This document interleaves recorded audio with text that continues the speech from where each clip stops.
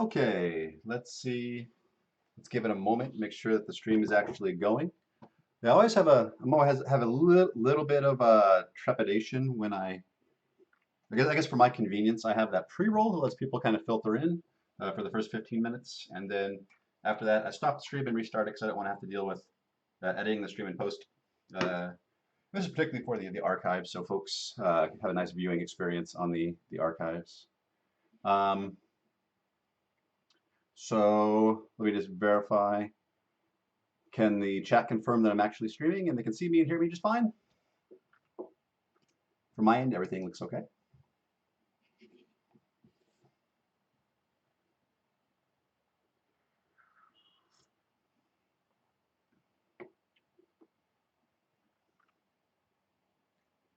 Chat, can you see me? Chat, can you hear me?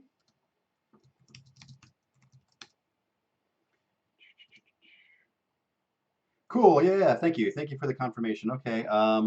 Yeah. So let's get going. Hi there. I'm Joshua. I am I guess independent developer, creative person. Yeah. I am working. Or actually, today is November 6th, 2016, and today I'm working on my game Delver, which is an independently created fantasy roguelike dungeon crawler thing. You can see the website for it here, delvergame.com. We are in early access on Steam, so if that's something you are interested in, you can support us that way. If not, you can wait for us to hit version 1.0 and make your decision then. That's cool. I get it. Um, Delver is being made by two folks. I'm one of those. I do all of the art. I do 2D art, 3D art. I do a lot of the level design. I've even started dabbling with a little bit of programming. Um, for those of you who don't know me, I am I guess a programmer or engineer by trade, but I really enjoy and love doing art. So this is a way for me to be able to do that.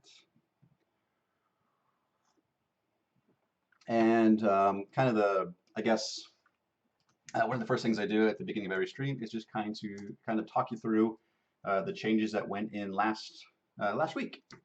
So let me just hop over to my Git repository, make sure I have latest, do a git status. Yep, it's up to date with Origin.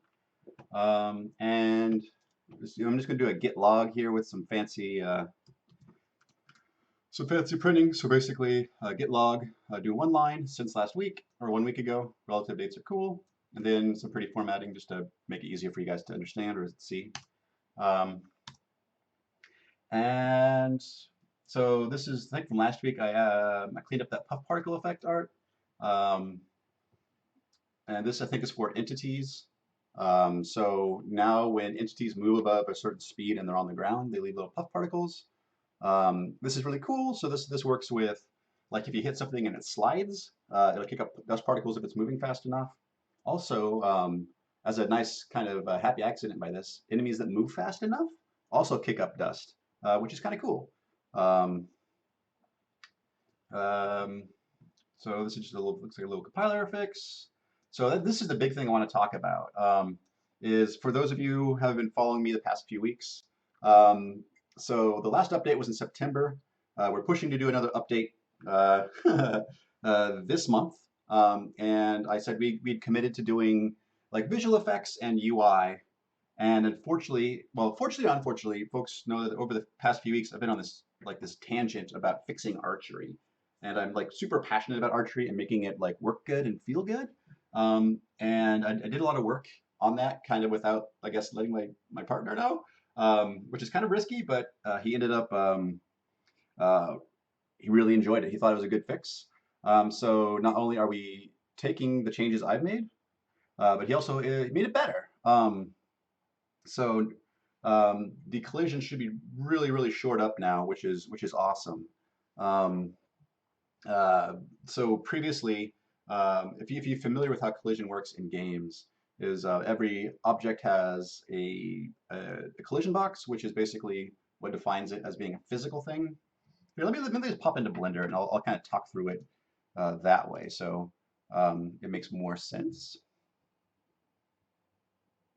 Yeah, so let's can I just add empties? I think I could illustrate this completely with empties cube. Okay, so let's say, let's do a couple things.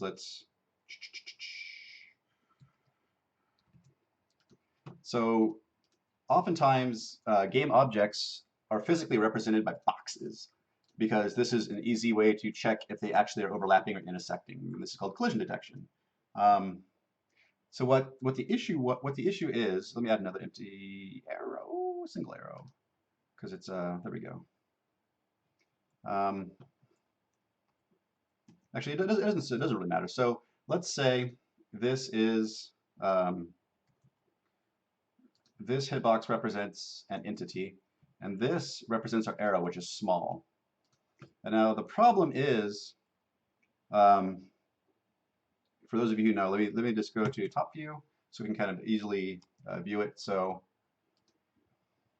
um, the position every frame is updated by its velocity. So it just says move in the Y by, say, 2, right?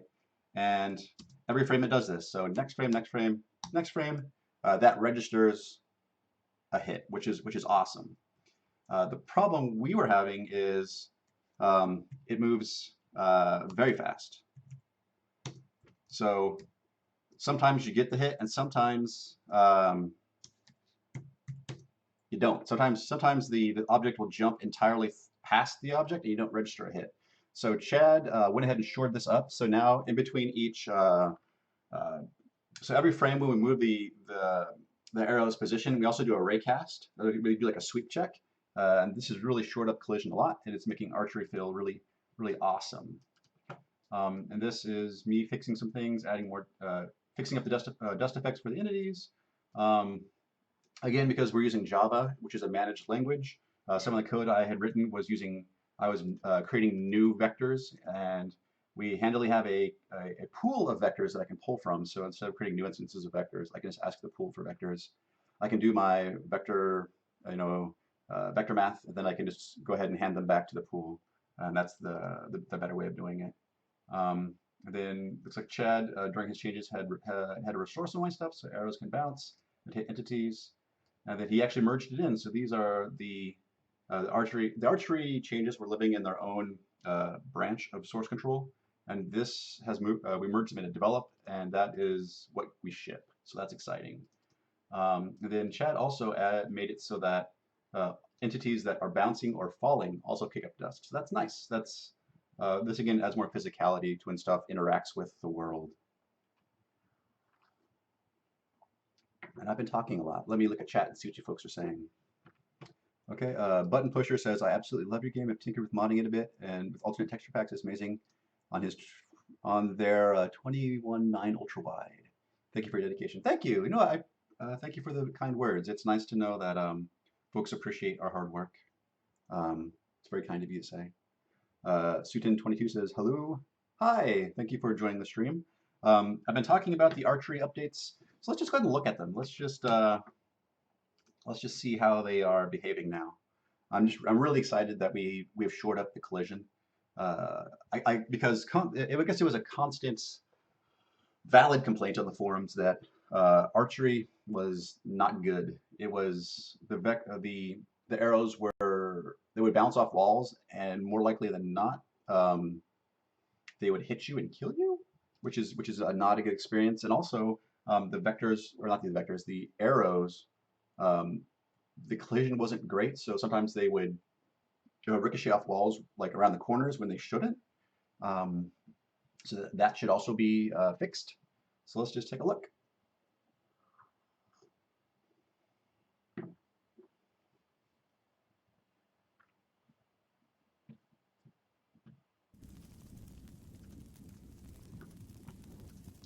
Okay, let me just erase that, make sure I don't have any bad data.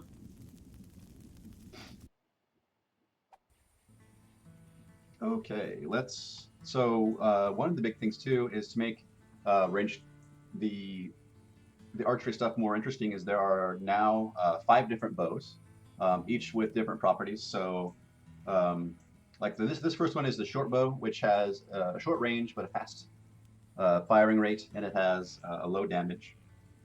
The bow here, in this third tier one, is kind of the average bow, where it has medium damage, medium range, medium draw speed. Two, the composite bow has the same range as the short bow, uh, but it has a longer draw time, but it does more damage in the bow actually, and it has the largest knockback of all the bows. So this is good for controlling enemy positioning.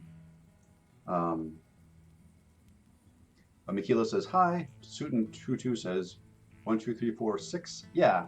Um, so so for those of you who are modders and are interested in how this works, um, the items are defined in a JSON file, and they are organized in, I believe, a dictionary.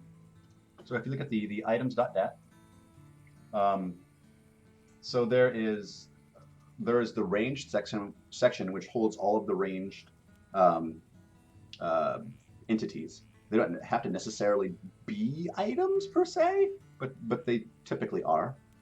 So this first dictionary entry is an array of items, and it happens to be the short bow and a stack of arrows of count 10. And then this second dictionary entry of number 2 is the composite bow, and those numbers actually correspond to the dungeon depth. There is some randomness, so sometimes the generator will pull from like an item below your level and maybe an item above, just so you can get a little variation. So the numbers are actually arbitrary. If you set them too high, like I think if you set them beyond like 7 or 8, you probably won't ever see them, just because the way the spawn or the loot drop system works. So the longbow is at number 6, which makes it kind of rare to find. Like you're probably not going to find it until you get to the very end. I've tried to balance the bows so that there's not a clear progression of one is better than the other. There should be different trade-offs depending upon your playstyle. Some players like to play with low damage, high hit rate weapons, and the short bow is great for that. And then there are people who like to do a little bit more damage and like to play a little bit more thoughtful, and that's also a balanced strategy with some of the other bows. Mikilo23 says they are wondering if Delver uses the bullet physics system. No, everything in Delver is custom. The only stuff we really get for free is we use libgdx, so we get input handling, and we get a nice little wrapper around OpenGL, and that's about it. So all the other logic is implemented by us, and when I say us, I specifically mean Chad has done the lion's share, pretty much all of the programming and engine development. Since my role is art, I typically try not to touch it too much, but this archery update was the exception, where I felt I was very motivated to jump in and fix it. So I did it, which is nice with small teams because you can do that. So I'm just going to spawn in a bow because it's kind of middle of the road, and also you notice when stuff slides in, like when I spawn it, the little dust particles kick up, which is cool. And now when you shoot, whoa, where'd it go? It must have reflected. So arrows, if you tack stuff straight on, arrows will stick into walls. But if you hit it at an angle, a slight enough angle, they will reflect, and they should reflect. There we go. Yeah. So this one reflected off the wall and stuck over here, which is pretty cool. So there is a little bit of finesse with that, so you can kind of do bank shots if you feel like it. This I need to play around to make sure that it's the correct steepness, because it seems a little much, but that is still there, and it's something you can do. Yep. So you can just fire off. Whoa, what are they doing? I guess they're colliding with the tree. I'm not sure what's going on there. Strange. So maybe there's still some work to be done. Yeah, where'd you come from? Yeah, so maybe there's definitely some testing I need to do to make sure this stuff is behaving like we think it is. Yep, so you can fire arrows, you can retrieve them, which is important. The distance of the arrow is determined now by how long you hold down the attack. Well, it's always been that way. The range is new, so you can shoot farther depending upon what kind of bow you have. Let me test. You should be able to knock arrows out of the wall.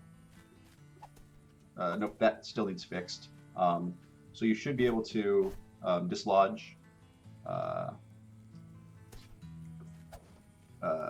weapon or dislodge arrows by either attacking them or hitting with a wand blast. So that's not fixed. So that'll be something maybe I can take a look at this stream and see if I can correct it. I had it working before. Chad was doing some of his changes, so maybe something just got overlooked. I think that's mostly it for the archery updates. Also, all the new bows have different art, which previously they did not. So that's exciting. Just trying to differentiate them a little bit. Like the short bow shoots fast, which is cool. Some folks have suggested adding, like when you shoot an arrow into a wall, adding a chance to have the arrow break, which I think is interesting. Maybe a slight one, because I guess in the last stream, I was chatting with Tyreek of Catacomb Kins about the arrow economy, trying to have balance the number of arrows the player has versus like if they have too many, then it's trivial, and if they have too few, then there's no there's no point if you don't have arrows. So the archer has this kind of little like arrow management game they're playing, which hopefully is interesting. I'd love to get people's feedback once this update goes live. Suiton says, "Are they colliding with the player?" They ought not, but I can try. Yeah, they. I'm pretty sure that we have a flag for if things collide with the player or not, and I'm pretty sure that this gets the arrows have that turned off when we spawn them. And I think for quality of life stuff, I think we leave that on too. So like you can't ricochet stuff into you because that was just really obnoxious, which is harder to do now. Testicle says, would it be possible for the chance to break increase for each arrow the more time you use that arrow? I'm going to say no, and for two reasons. One, managing arrows at that level doesn't sound particularly interesting, and two is we actually don't track the arrows. So basically, so when I fire an arrow, a new copy of, or we ask the pool for a copy of an arrow, and we put it in front of the player, and we give it the proper speed, and we let it do its thing. And as soon as you pick it up, we destroy it, and then we just increment the stat count by 1. So any state that the arrow had is lost, because we return it back to the cache pool. Hey Tyreek, thanks for stopping by. Thanks for hosting me. I appreciate that.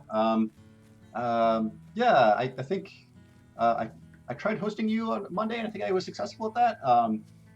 If you folks are interested, I think I'd like to, if you folks would find it interesting, I'd like to auto-host a few devs who are making stuff kind of in a similar vein to me. So I think Catacomb Kids is a good example of, it's Tyreek working on a platformy roguelike thing, and he does everything, which is really, really amazing that he can do all the arts and all of the programming. And I think if you guys are okay with that, I'll set it up to auto-host him, not only to pay, or like to repay him for his kindness, but I think his project is rad.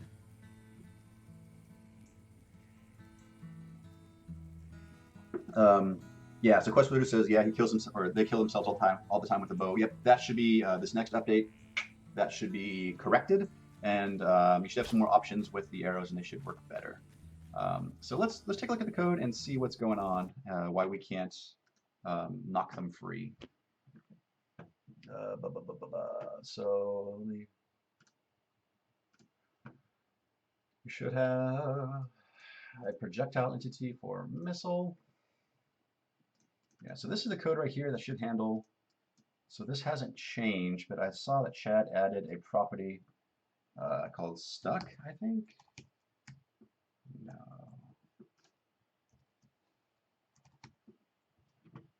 Yeah, so I'm not sure how this stuck property works, but I think I need to play around with it just to make sure that everything is behaving like I think it ought. And actually, let me just go ahead and audit this stuck property and see where it's actually being used. So this says the field is never used, but I'm not sure if it's smart enough to actually say that within the class itself, or if it's used by something external to itself.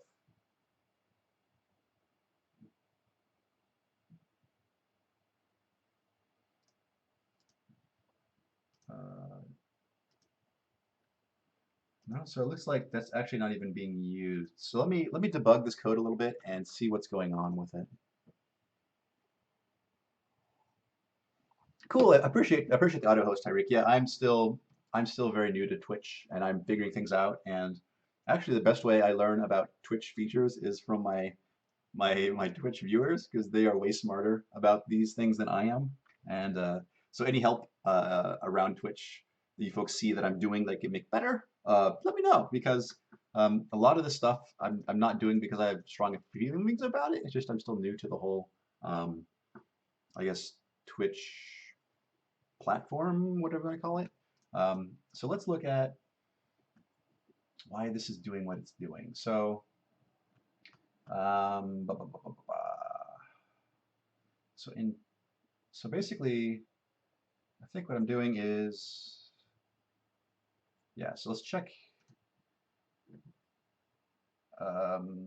So this is if we're being hit with a physics impulse that's greater than basically math dot epsilon. I'm not sure if Java has a math dot epsilon, so I'm just simulating it with a very small number. Um, So let's put a breakpoint there to see if that will hit. Um, Also, there should be a method called hit. Let me see, I believe.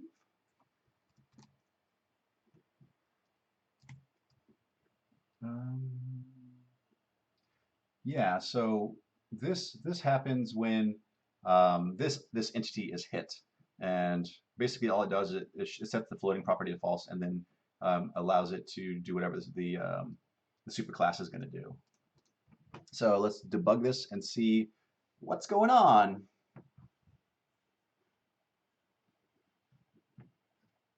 Okay, so this is looks like an old breakpoint I was using to debug the little puffs on the floor, so we can just continue on from that. Okay.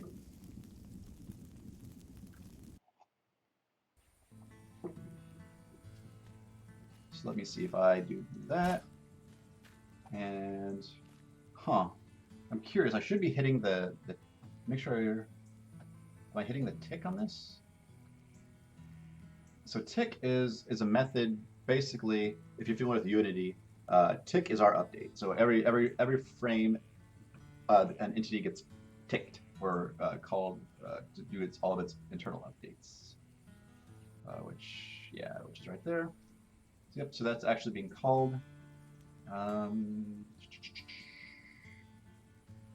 so then,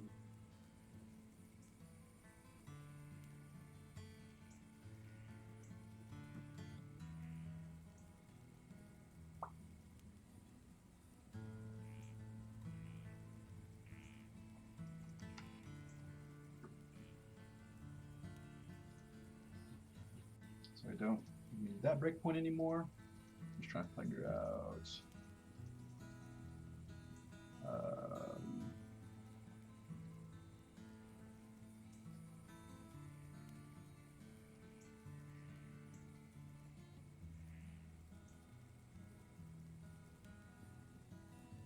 oh, this is entity. Sorry, I need to be in missile.java or missile.java because that's where the actual logic for the missile class is. So that's for being hit with uh, being hit by something else, and then I need to find the tick.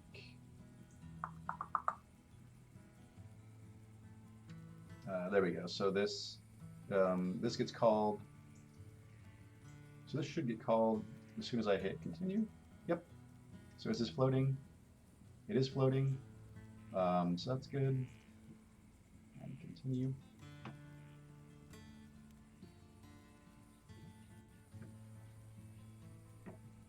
So I'm just really curious. So, Okay, so it looks like my hit did register. So maybe there's some other property or some other, yeah, property that's kind of overriding this. So let's step over and okay. So now that it's no longer floating, it should fall unless I think we have also have a property where we put it to sleep for physics.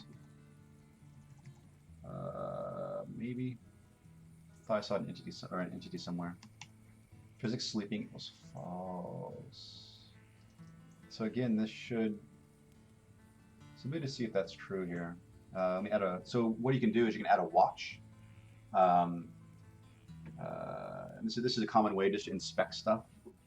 So let me new watch and this dot physics sleeping, which is false. So it's not doing that. So let me just step into here and see what happens. So we're going to step into this code. This is item.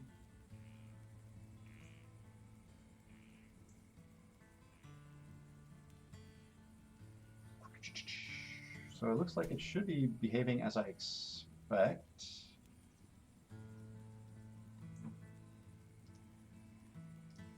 But yet it doesn't actually fall. I think the position, if I'm correct, the position is changing. Like it is kind of like, yeah, so it is kind of wiggling, but I'm not sure why it's not falling. So test the coil is suggesting perhaps different wall materials could have different break chances, like shooting an arrow to a stone wall has a higher chance to break than shooting into wood. Maybe, but we don't have a very robust material system like that. I don't know. I think I'd rather just have just a fixed small chance always, rather than trying to do it as a per tile basis.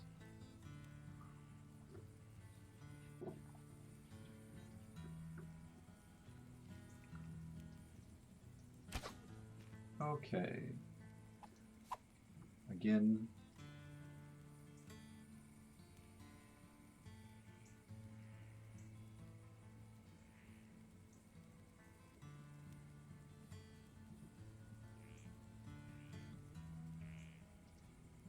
Is it actually just is something happening where it actually is calling hit world again? Maybe that's what's happening. So um, maybe it's getting stuck back in the wall when it should not be. Um,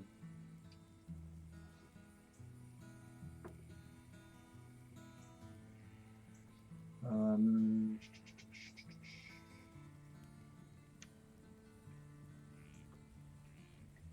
so that's on hit world, which is where we do the work to see if that does happen. So let me continue. So hit world does get called. So the velocity should be really small. Yeah, the magnitude of the velocity is very small.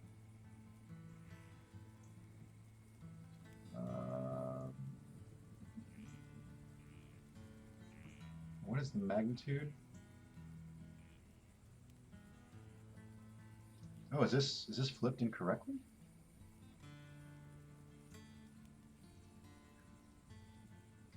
Yeah, so it says if the incident angle is greater than the target angle.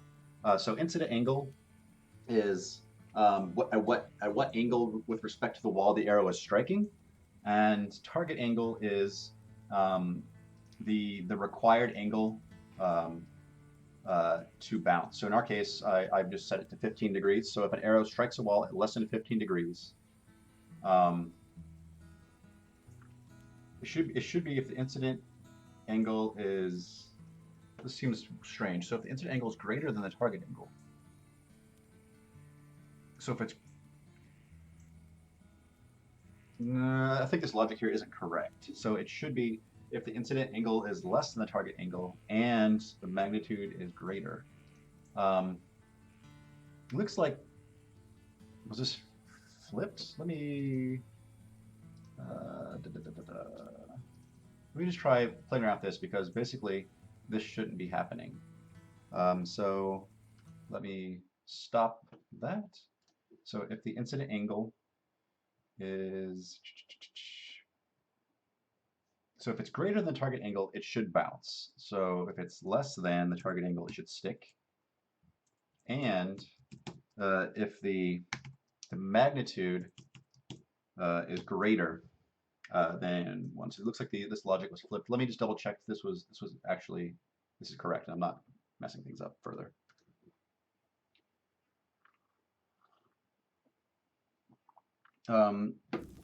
So Johan Hansen says, the row-by-row debugging in IntelliJ looks great. I wish it was available in Visual Studio. I'm pretty sure it is. I'm not quite sure what you mean. So I guess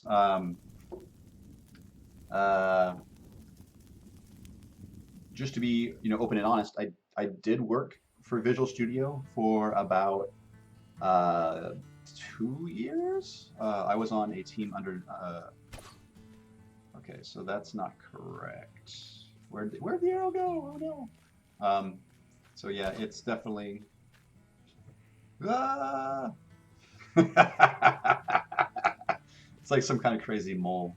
And I think it actually burrows its way out of the geometry, which is crazy. Yeah.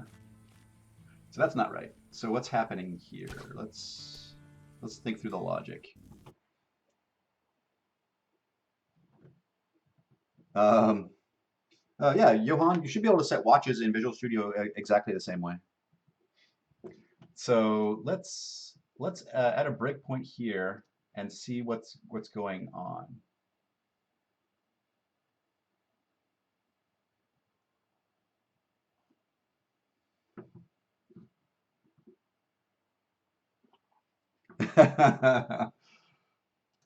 Yeah, I don't know if burrowing arrows are particularly useful. Yeah, you have to just like when you have weird bugs, you just kind of have to laugh at them sometimes because who knows what's really going on. Like it's doing what you told it to do, but okay. So the arrow has just struck the world geometry, and um, so it looks like the magnitude of our velocity is 0.5, which should be enough to stick. The incident angle, so the normal should be on the, yeah, so it's on the Y. So we've struck a wall. So our incident angle is, or the incident, I mean, this is in radians, so 0.9, and our target angle, so I keep messing up my step keys. Target angle is 0.2. So let's think about this. So what I'm doing is I take the wall's normal and I take the dot product with the forward vector of the arrow, which gives us the cosine of that angle.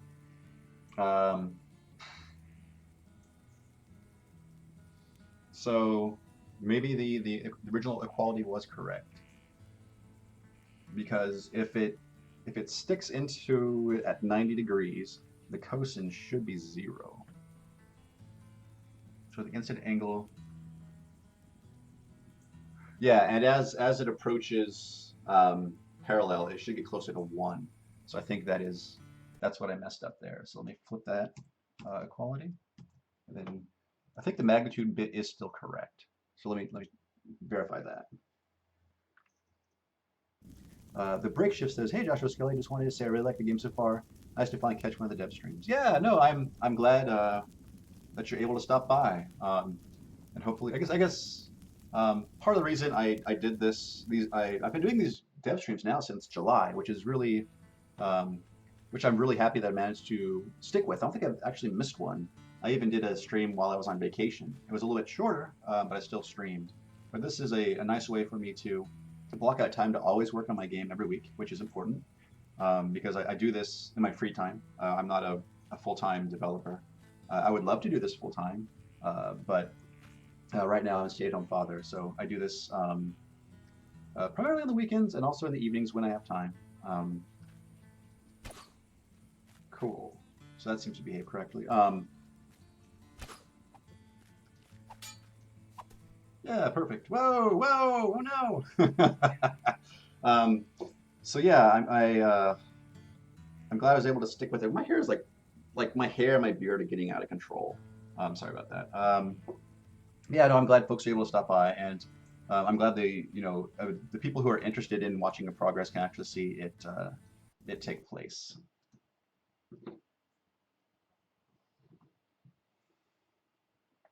So what's happening with that?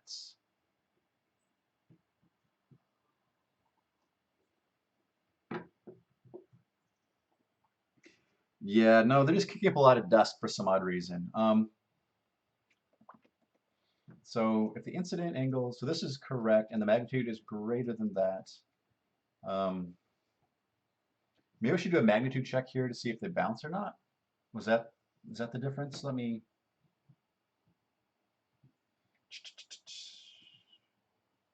So maybe I can go back here and look at some of the changes that were made. So did Chad delete the branch or no?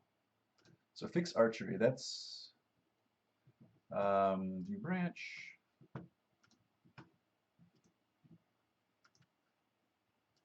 Yikes. Let me just discard changes. Look here. Um, let's see the history of this branch. So missile.java. So let me see what's changed here.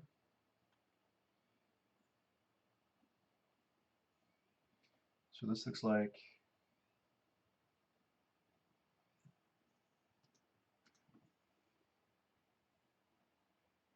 yeah, it looks like a lot of the level collision now lives in the missile, which is cool. So I had something originally that said if the hit location is not null and the magnitude is greater than 0.7.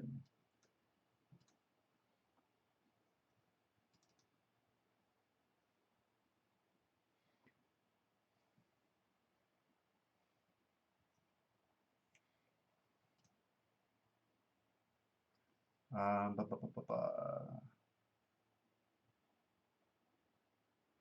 I mean, I could try. Was it just that velocity is the yeah? That seems to be the only change that chat has made. So um, let me switch back to that branch and develop. And it was just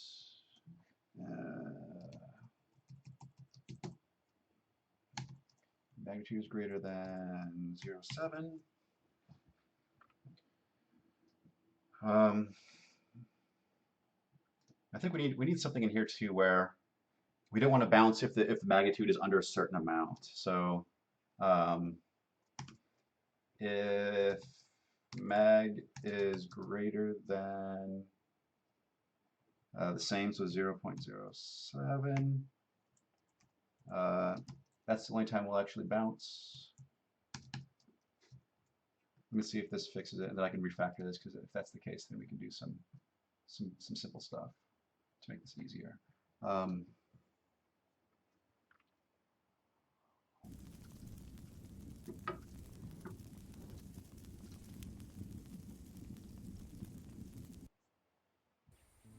Okay, so let's try that again.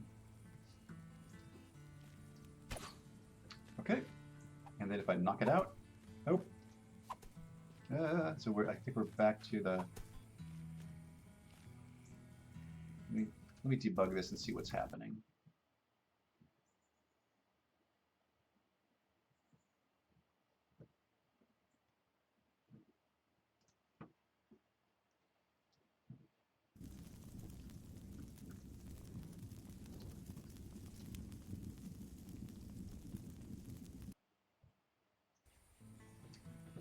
Okay, so let's stick an arrow on the wall. This should do what we think it does. So the incident, yep. incident is basically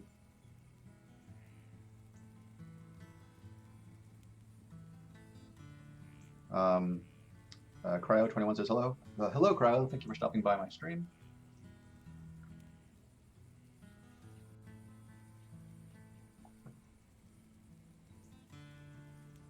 Okay, so that looked fine.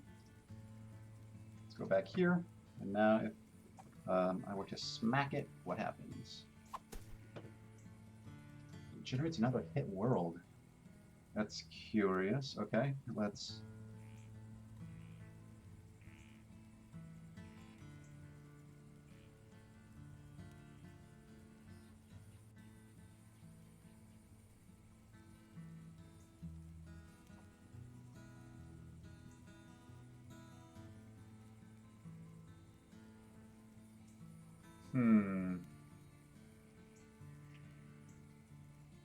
Interesting. So I think what the issue might be is the hit world of superclass might not be getting called. Um,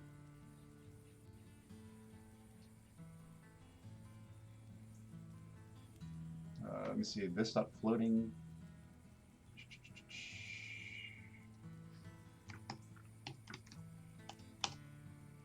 So it's not floating, so it should fall.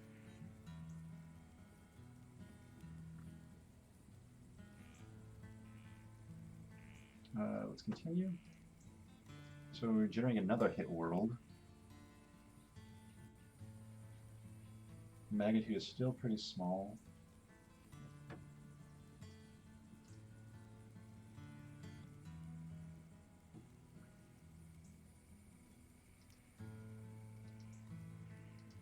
So it's constantly doing that. So it should be falling. Oh, that was curious. So yeah, let me make sure that. Yeah, weird. Let me try pushing this. So this is handling the reflection, which is cool. This hit world.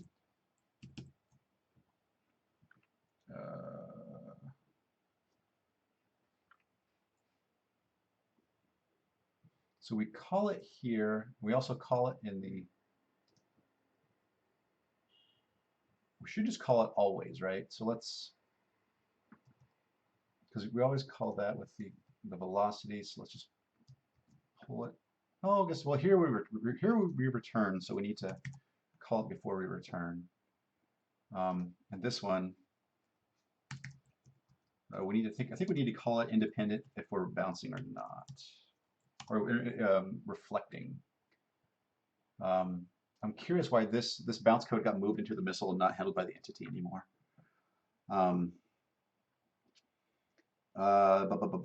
So Hansi says, Hansi557 says, hi, will you create an Android version too? There is currently an Android version. It is older. Again, I've talked about this on previous streams, but we're in kind of a pickle with our the framework we're building on, because if we update the Android build, we may break older versions, older phones. So we're kind of figuring out how to deal with that. The game is written in Java. And it is built on top of OpenGL. So let me see if moving this hit world out of this magnitude clause is what we needed to do.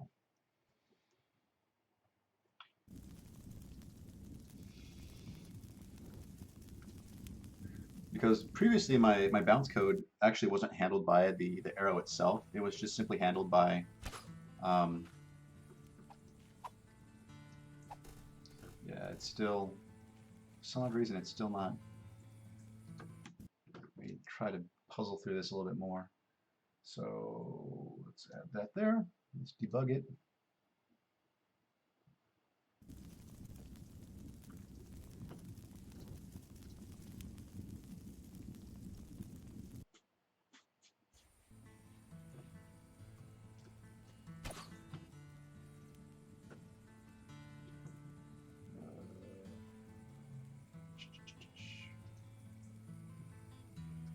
Okay.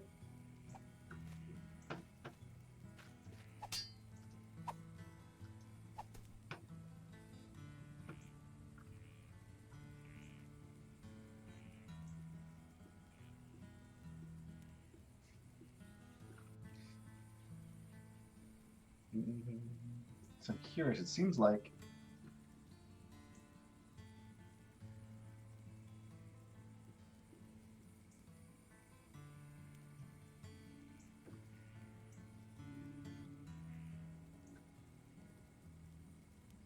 yeah. So looks like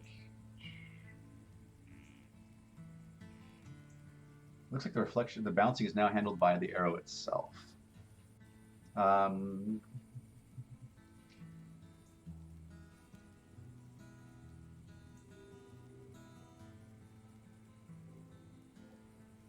so this might need me just to tweak this angle here. Let me, if I continue, this magnitude is 0, 1. So let me just try tweaking that. If it's greater than 0, 1, we'll bounce. I'm just trying to find a nice value that um, doesn't make it do the little burrowing thing, but still allows you to be knocked off uh, the wall.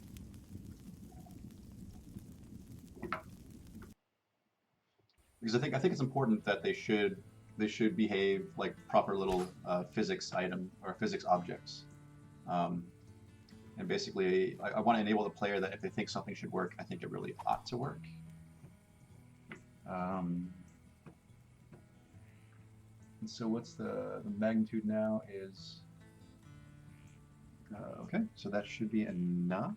If I continue, what's the magnitude now?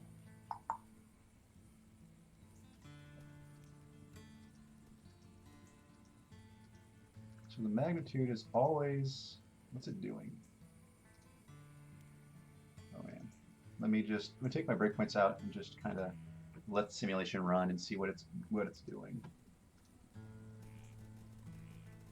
So it looks like it eventually came to a rest, but it like did a little burrow thing.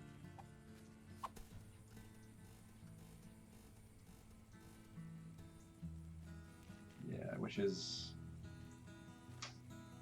not great. So I need to figure out how to make this behave like it was behaving. And I think all my arrows have now clipped out of the world, so that's interesting. Okay, so that goes there, and then I should be able to knock that out. Yep, it kind of just hop and skips its way out of the world, which is not good.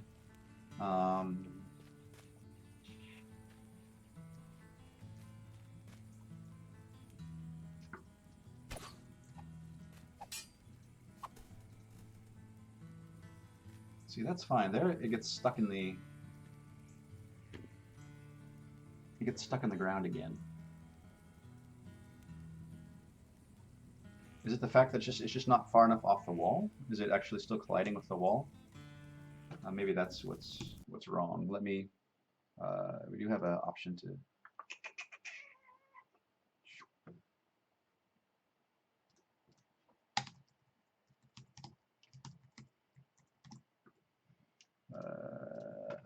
So this should show the collision boxes or how they're actually being calculated inside the game.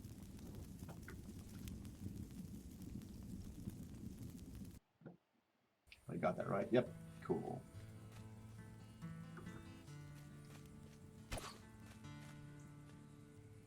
So interesting. Is there no collision box on the arrow now?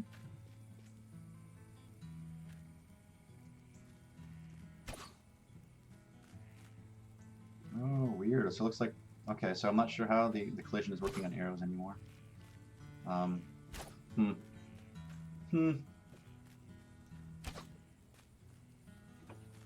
Yeah, maybe the way they're doing collision is different, so I have to change my approach on how I'm trying to implement this. Okay.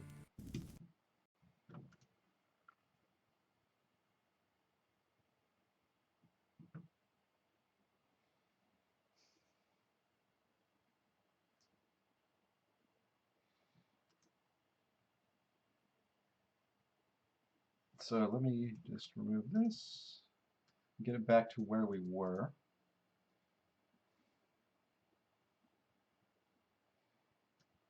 So I think the initial code was something along the lines where the logic said uh, if if the incident angle is steep enough or if the magnitude is small enough, it sticks into the wall or ground, um, which is what we want it to do when it actually hits the ground, but we don't want it to do it when it's actually um, uh, stuck in a wall. And initially I was doing that a little bit by having a fudge factor where we backed the arrow out of the wall so it wouldn't generate a collision again. Maybe that's something I could look into. Um,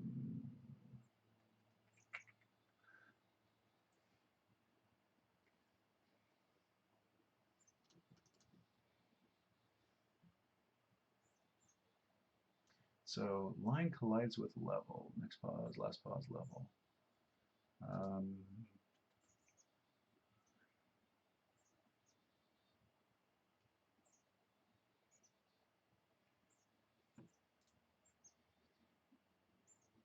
I mean, so I guess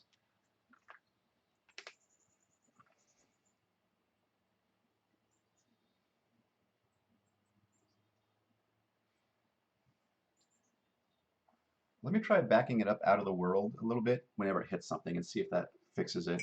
Um, Otherwise, I think I'll try that. And if it's not doing what I think it will do, I'll probably talk to Chad and I'll switch over to making art because that's also something interesting as well. So when it hits the world, so here I want it to do. Um,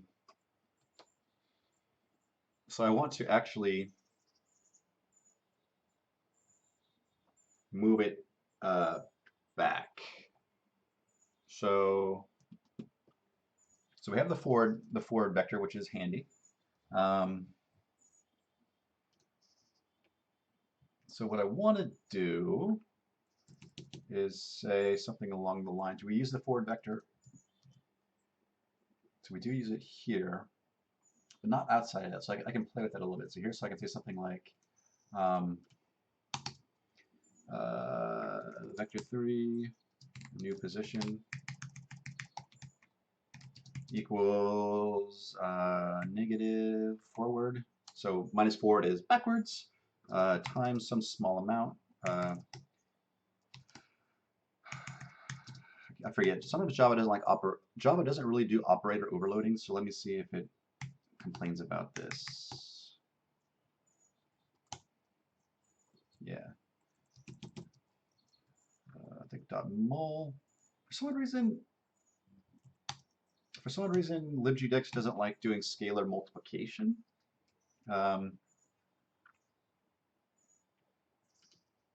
So I think I need to negate that and then do the mul. Interesting. I mean, I could just multiply it by a negative value here, and that should do the same thing. So I have a new position is equal to 4 times some small amount, and that's what the new position of the arrow will be. I need to see if this even works, and if it does, I need to play with the values. So this dot x equals this dot x plus new position dot x,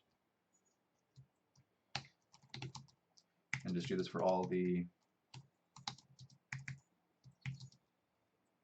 Actually, I can just do. Pretty sure plus equals works here, so.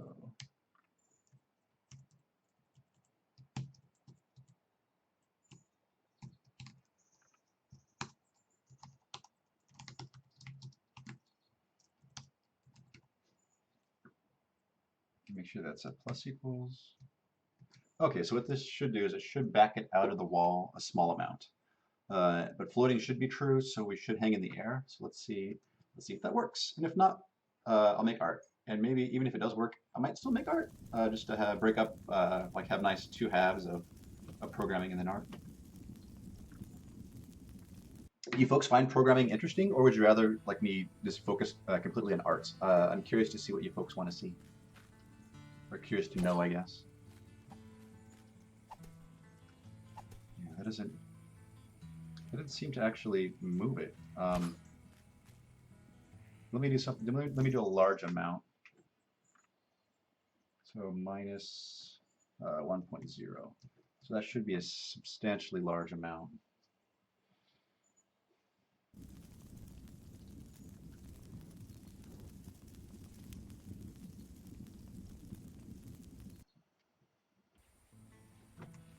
Okay.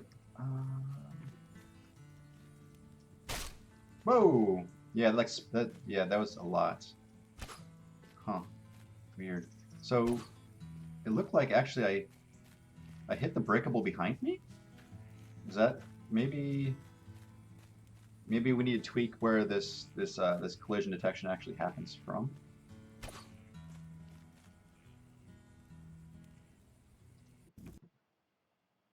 Hmm.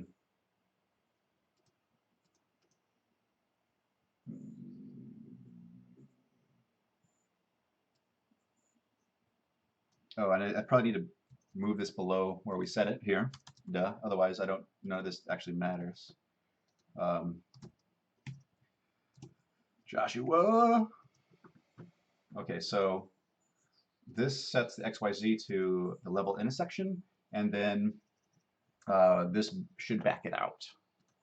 Why didn't you guys catch that? The Grand Boomer says he was looking for a programming channel, and this is the only one he found. Interesting. Okay. Um, wow. Cool. Yeah. I personally like both, and that's why I do both. So yes. Okay. So that backed it out. Perfect. Okay. So that is. Um, I think this will fix things. So what was happening is the arrow has a small collision volume around the center of it. So what happens is we were calculating the intersection with the arrow and the wall, and we were perfectly putting that collision volume right on the, the boundary of the wall. So it always was generating collisions. So what I simply did is I just backed it out so that the arrow no longer sticks. Um, so the collision volume isn't in the wall. So when any physics, so hopefully the next time it gets hit, it should behave correctly. Um, and just finding that amount is just going to be kind of playing with values. But let me just test a few cases here. So I have my missile wand. I guess I have two missile wands now. So missile wands, like a lot of magic, will apply a little physics impulse to stuff it hits. There we go. So I eventually got it out. That's handy. So stick it up there, and let's see if we can blast it out again. Weird. So I don't know. I'm curious why it's behaving that way. Maybe. There we go. I mean, I guess you must have to hit the hitbox just so, and maybe it's just not super forgiving in that case. But let me think. So I should know what size the collision um, is 1 over 64 by 1 over 64 by 1 over 32.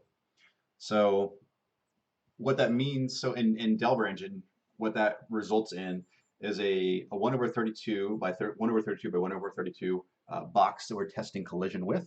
So I should need to back it out um, uh, 1 over 64. And maybe with a little fudge factor so we don't keep running into that same issue.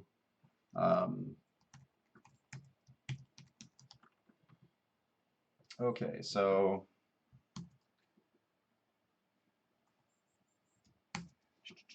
calculator. So 1 over 64 is 0.15, so maybe 0.16.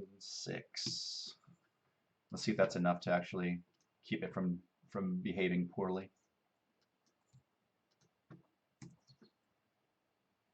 Or how about 0175? Because I like that. It seems like a nice number. I don't know. And it should still be small enough that you don't really notice that it's not perfectly centered. Um, AB109399630 says, I, Delver. Hey, thanks for stopping by, AB. Um,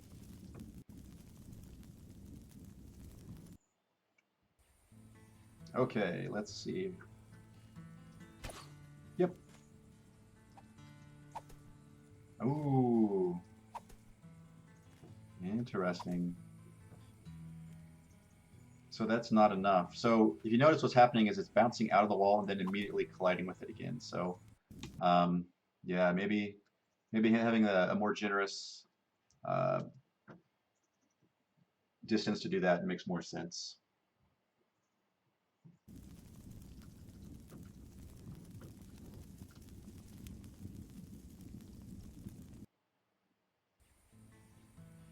Okay. So I guess it looks fine. I mean, the arrowhead is still kind of protruding a little bit, which I guess makes sense, and it seems to behave well enough. Um, that you can. I mean, I guess it's important for you to be able to knock the arrows out, um, just in case you get in a tight spot, you need to retrieve them. I seem to be colliding with this.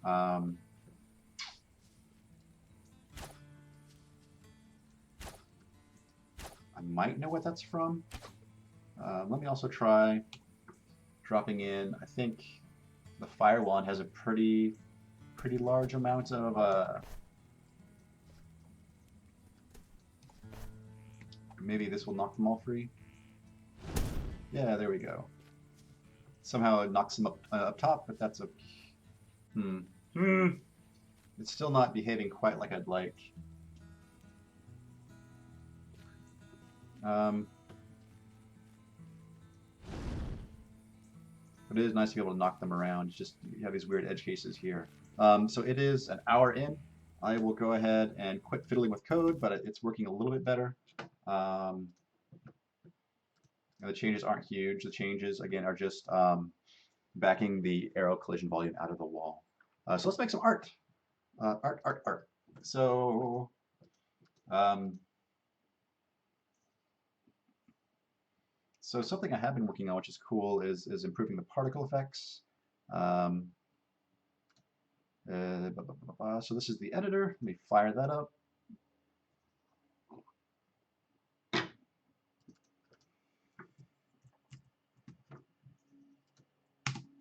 And then if I should have just a particle puff effect, hit B to start the simulation, which is cool. And I want to add these to the magic arrows. The magic arrows right now give off square particle effects, but I think this could really kind of give them a little bit more life. And you can tint this whatever color you want. So the fire ones can be red. That's not an issue. The ice ones can be blue. It should be pretty straightforward to do. It's just basically just setting the correct texture for the uh, the enchanted bow. So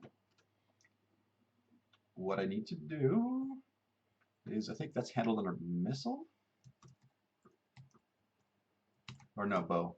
So I think when the bow spawns things, it sets up the missile to correctly. Here we go. Yeah, so this is the do hit effect.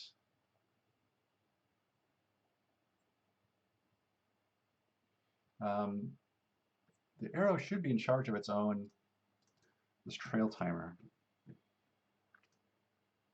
Yeah, so if it leaves a trail, so this is what it does if it's magical. It puts off these puffs. And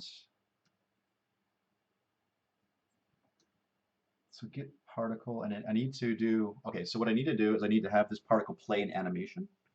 And I need to make sure that the animation, the indices are correct for the particle. So what we can do is, since I created a prefab uh, for that little effect, I can just go ahead and look at the indices from there. So that's actually saved in assets.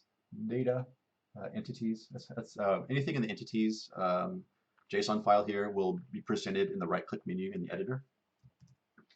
Okay, so let's look at articles and puff effect. So it looks like start text is 18 and in text is 23. So here I need to do a so for those guys, I don't want any roller rotation, but I do want p.play animation. And what are the params again? Oh, come on. Start text, in text, speed.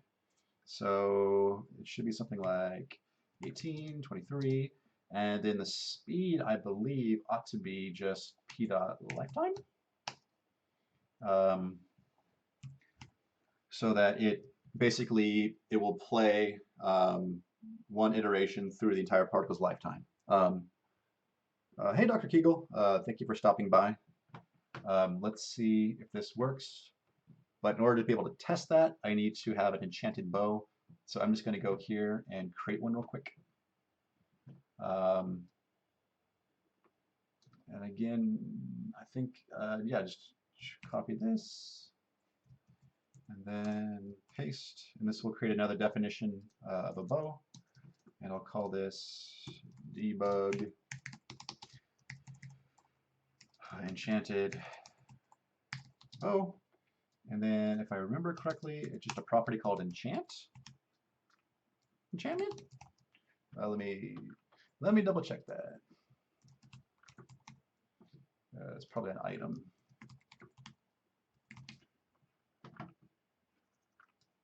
So it is an item modification called enchantment. So I just need to stick that on the bow and it will work. And down here we have item mods. These are so for modders, these item modifications down here in the bottom of items.dat, these define how like the special items get created, like like the wand, like the sword of haste, or the wizard's wand of burning or whatever. So that is how those are defined, is right here down in this item mod block. But since this happens to be an item mod, I can just copy that and I can go up here to my bow and just use that for the enchantment.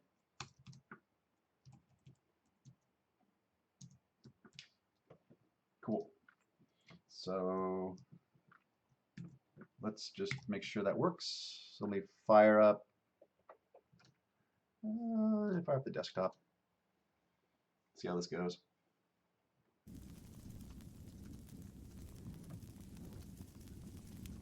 All right, so erase all that craziness and start fresh. Also, let's go ahead and turn off the debug hitboxes because they're kind of distracting.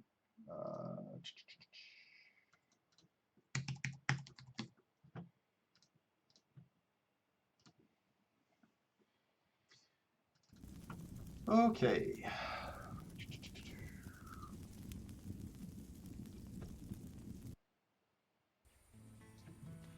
Cool. So let's spawn in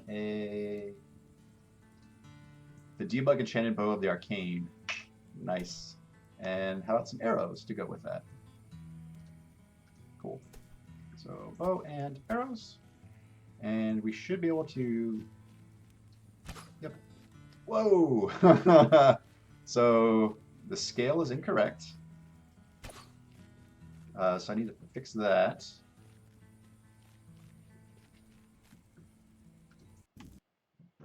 So here, so if the scale is, let's try having that to 0.75. I forget what I did for the entity puffs. I think they're a little bit smaller too, just because the items themselves are smaller. So that's smaller scale in the world, and I was trying to make them agree with that. So let's see.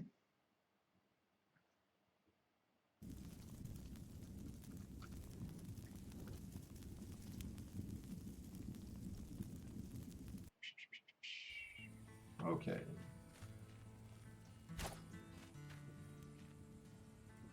And it looks like, for some reason, they're offset quite a bit.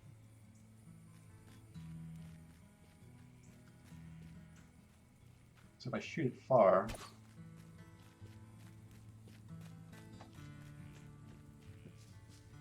hmm.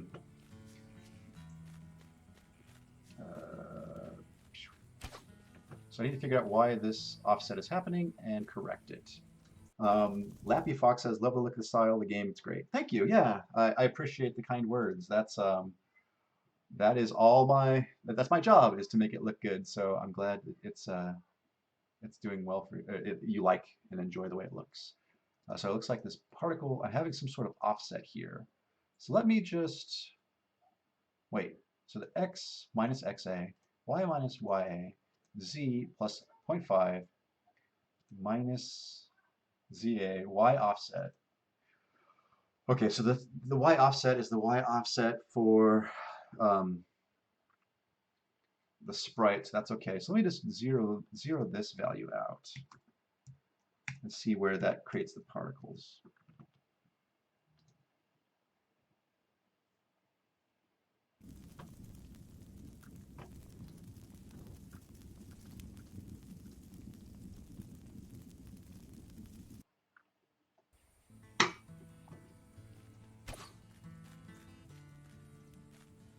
Yeah, they're still too high. Maybe the y offset's what's making this strange. So let's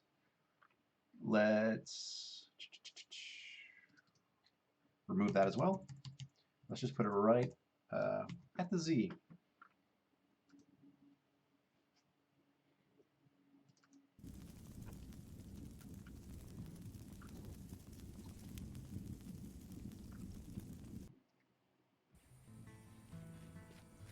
Okay, so now, whoa, that's okay. So that's even worse. Huh. It's almost off by a factor of 0.5, like right there.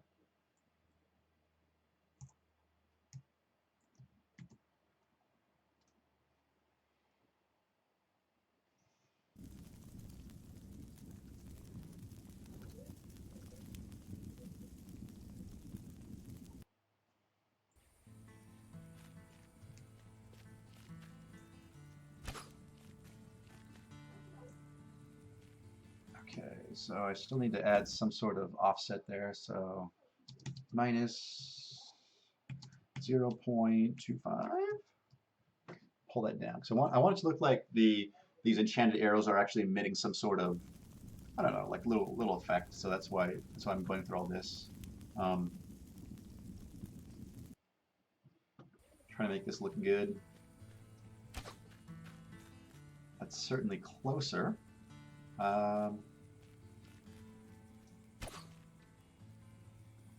Okay, let me pull it even further down.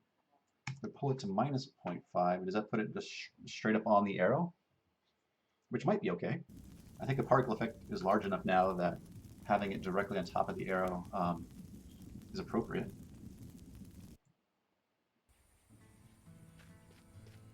Okay, yeah, that seems to work out okay. But the shape of the particle emission isn't correct, and I think I want it to be closer um, to what it's doing in the over here. So I can kind of look at. Let me just put this side by side. Can I? There we go. And let's just kind of look at the differences in the particle system settings, and then I can copy over the ones that I think make sense. So here the upward velocity is 0.25. Here it is 1/10 of that. So let's change that.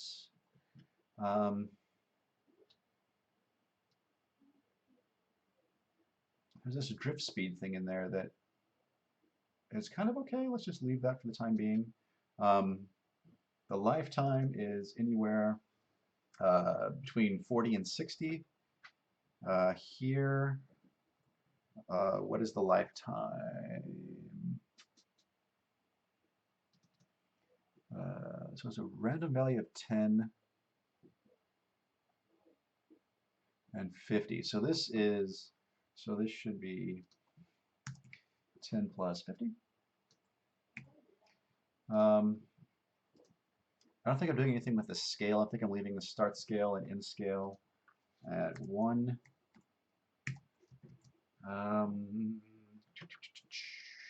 I think the spread might help.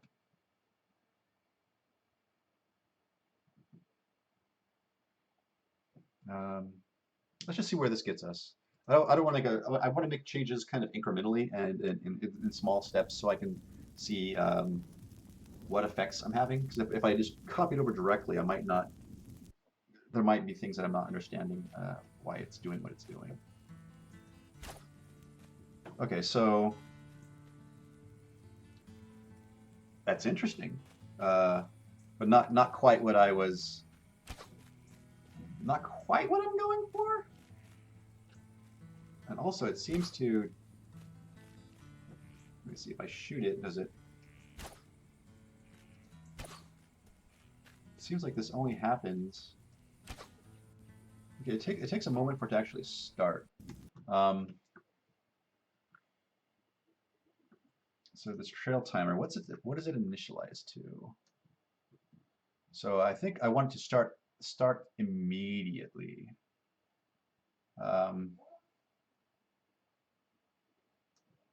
So I'm just going to initialize the trail timer to 0.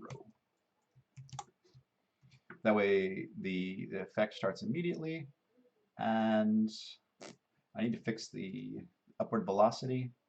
The upward velocity, let me have it and see what that looks like.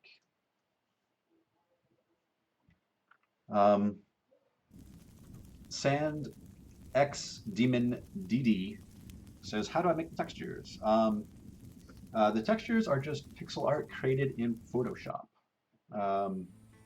Nothing. I mean, I say there's nothing special about it, but I mean it is. I mean, pixel art does take time and it does take practice, so it is just straightforward pixel art. That's cool.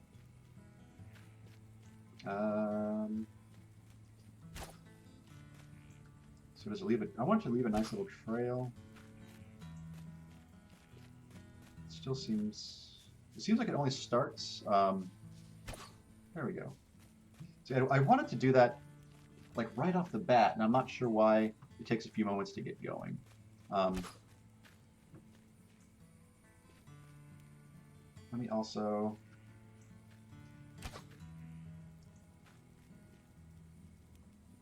So I guess I'll make the scale smaller and pull down the lifetime by a touch. Let's see how that looks.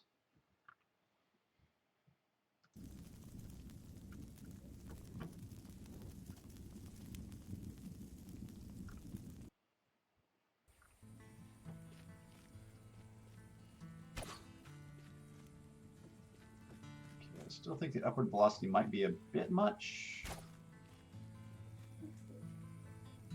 Okay, let me try having that again.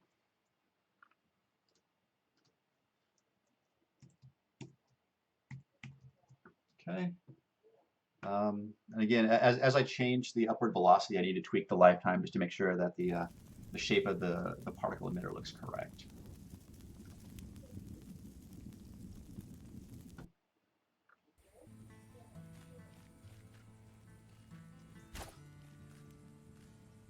That's actually looking all right.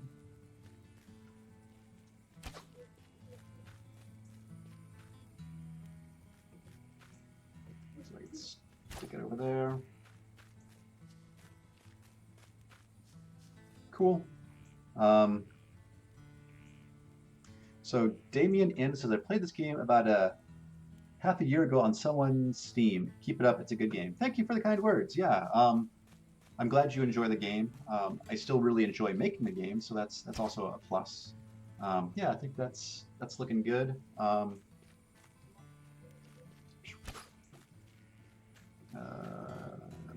Okay. Yeah, I think I might want to troubleshoot why they aren't starting immediately. Because they should like. Cause it takes a few moments for it to. Because I really want this. Basically, when it shoots, I want you to actually see the little trail of particles, and they don't really start for a while. So let's see if we can figure out why it's doing that. Um,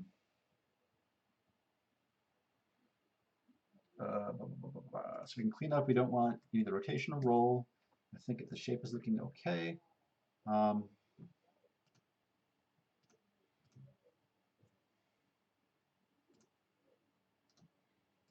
let me just do a quick audit of trail timer to make sure I'm not. It should initialize this to 0. Does bow set it? Bow is another thing that might. The bow entity could also change that as well. So that's something worth looking into. Items, bow, trail. Mislead trail is true, so it shouldn't mess with the timer. So the bow detects if it's an enchanted bow, it sets up the missile correctly to leave the particle effects. And really, what this does is it attaches a dynamic light to it and updates the color, and it sets the leave trail to true. And the missile handles all the heavy lifting for the trail. So let's see why. I'm just curious why it takes so long to get going. I mean, because it can't be the first tick or so. Um,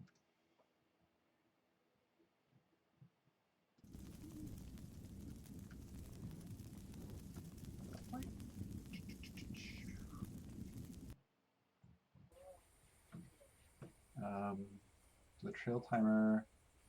So how is the trail timer? Is this something that's already existing? Let me continue, continue, continue. So do I have something in game already?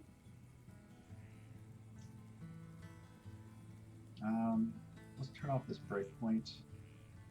Play. Do I have one already? Yeah, I already had one going. So let's go over here and set up a new breakpoint. Okay. And then let's create a new one. So trail timer is 20 for some odd reason. Why is it 20?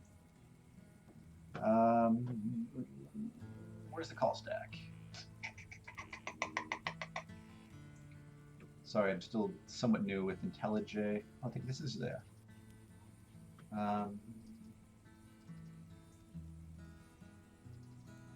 Somehow it got set to 20.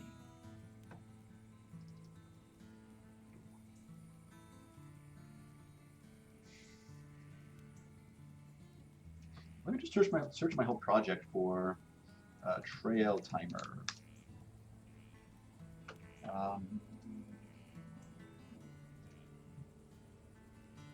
If I have occurrences.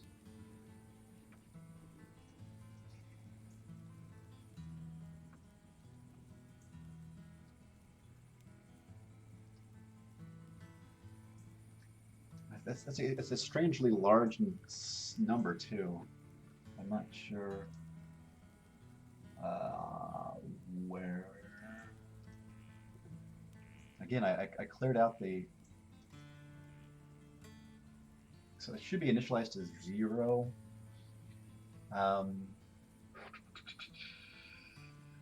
Let me also zero it out in the bow because sometimes because we're using a pool, maybe it might be preserving some state. Yeah, that's correct. So in IntelliJ, Ginger Kiwi is also saying you can right click and you can do something along the lines like you can figure out where this is being used. It's like find usages, yeah. So what I'm thinking might be happening is since these are pulled out of a pool, they might have some state left in them. Let me just make sure that's not the case.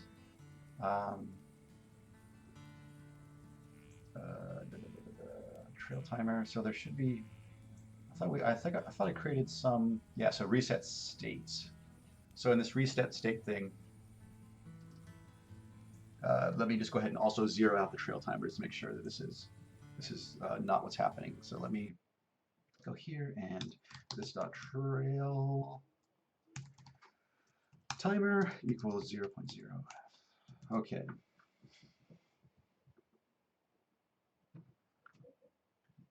Let's see if that changes how that's working. Yeah, 'cause I mean that's the interesting thing about working with item pools is you have to be really careful about preserving state. Like newing things, generally like when you initialize new variables, they will have a default value of 0. In most languages, it's still having that. Why is it getting set to 20? Um, that is so strange.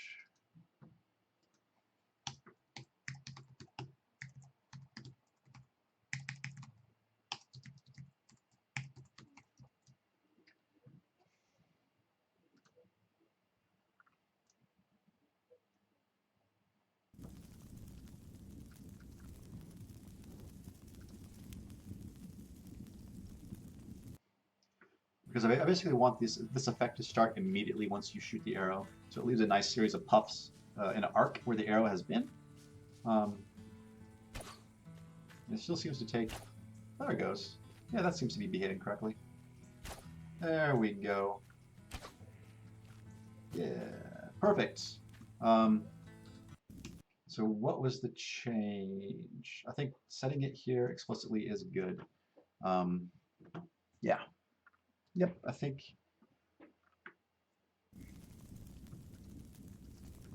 that is okay.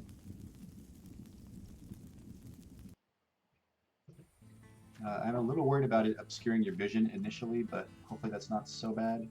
I just really like the arc it creates of little puffs. What I could do is I could set it to like a small value, like 5. So hopefully the first puff is not directly in your face. I guess I do have a trail interval variable like I could probably use rather than hard coding it to something, just so that way it's. Okay, let me just give myself some more ammo since I used it all up.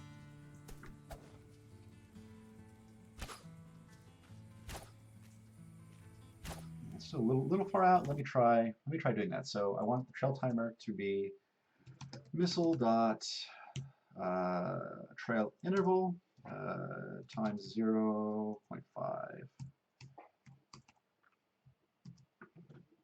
So the trail interval is roughly how often it outputs particles. So I'm just going to say start the initial one at about half your normal time. So it's just not directly in your face, because I don't want to obstruct your view. I just want to give you a nice little effect to show you that you're shooting an enchanted bow.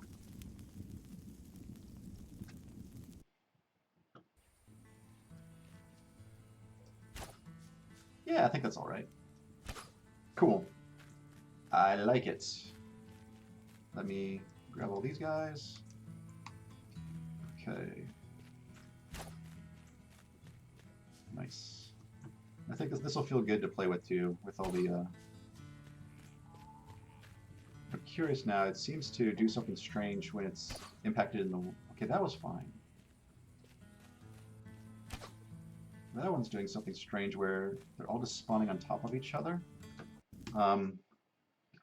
Sometimes it happens when they should not be physical. The particles should not collide, and that's what I'm thinking we might be doing. Let me just double check that. So when I'm emitting my particles,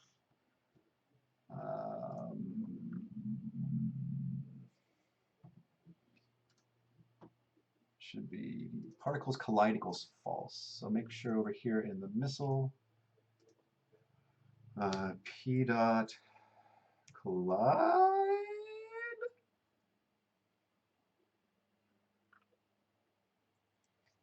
Can collide. Now let me just double check how the particle, because basically I'm simulating a particle emitter, and I'm wondering if I should just actually instantiated one and attached it, but um, no biggie. Again, I'm just, so p-check collision equals particle, so p-check collision is what I want. I'm just kind of following the pattern you already have existing in the game, so I'm assuming that what Chad has done is best practice, Chad. So hopefully that is true. So there we go. So they should no longer collide with geometry because this is a magic effect. It's just we're looking pretty. So they shouldn't have that weird effect when they get stuck in a wall. They shouldn't be doing anything crazy. Let's try to stick some in the. There we go. Pretty. Though I guess I'm also. Well, this is good. It seems to be behaving like I think. Though I'm getting some. So I think I need to vary the x and y positions because you notice there's some z, not necessarily z fighting, but the oldest is always drawn in front of the youngest, and it looks strange, right? So I want to just maybe just add a slight amount of variance to that, and I think that will be good, a good place to save our changes. So here on the puff effect, my particle spread is 0.1. So here, let's say float x position variance equals game.rand next float. So this gives us a value between 0 and 1. And what I want is I want a value between 0 and 0.2, and I want to subtract 0.1 from that. So 0.2f times that minus 0.1f. So this should give us, so this here gives us a value between 0 and 0.2. And by subtracting 0.1 from it, we get a value minus 0.1 to positive 0.1, which will give us some variation of where the particles spawn on the x-axis. And I can just copy and paste this for the y position variance. So it's a small amount of variance, but it should help make the particles look a little bit better. And I'm going to say here, when we're creating this position, I'll just add that in. So that's x position variance, and then y plus y position variance. So hopefully that should also make it look a little bit nicer, and also fix some of the z fighting issues we were having.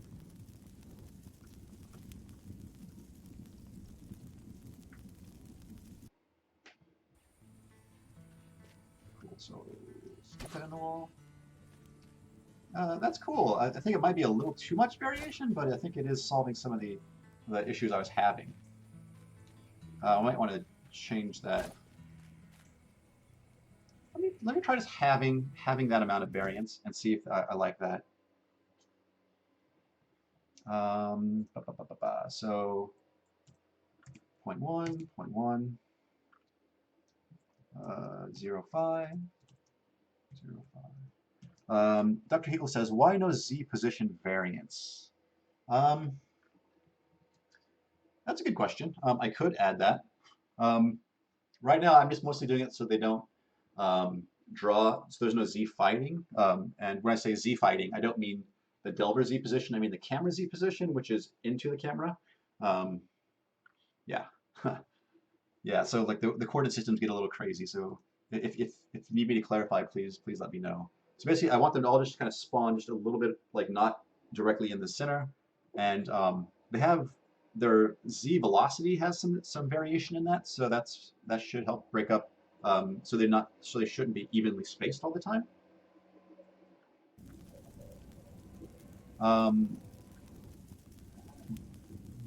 Gund Hikus says, I also program in libgdx, give me a Steam key. I'm not sure how to take that request. I mean, I don't know. Um,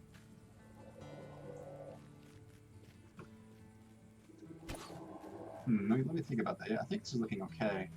Yeah, I don't know. Like, I get people asking me for Steam keys all the time, and I generally don't give them out. I mean, I think the game is pretty appropriately priced, even though we're still in early access at $7.99. And it helps you directly support me. If you don't want to support me, you can just watch my streams, which also helps support me. Not monetarily, but mostly it's a motivation factor. Yeah, I think that's looking cool. Oh, it was a joke. Gotcha. Yeah, yeah.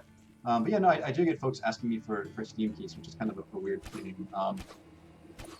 Yeah, look at that. Lighten up the world. So you said you're working on a LibGDX project. What is the project you're working on, if you don't mind me asking? Okay.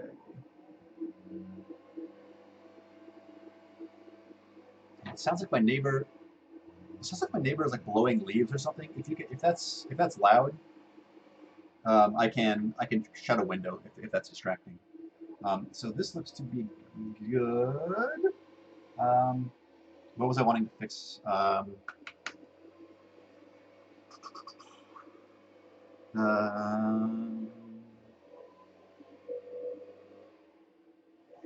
okay.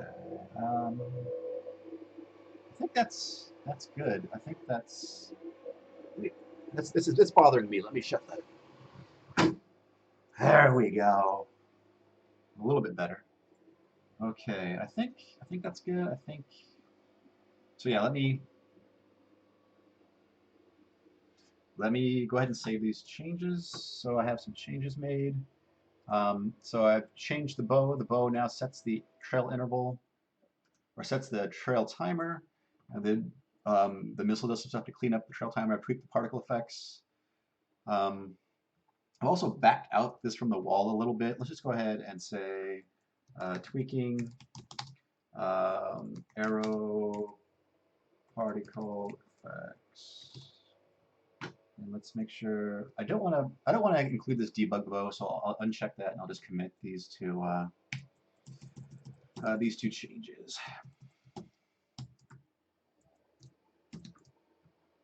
Commit and sync. Cool. Um,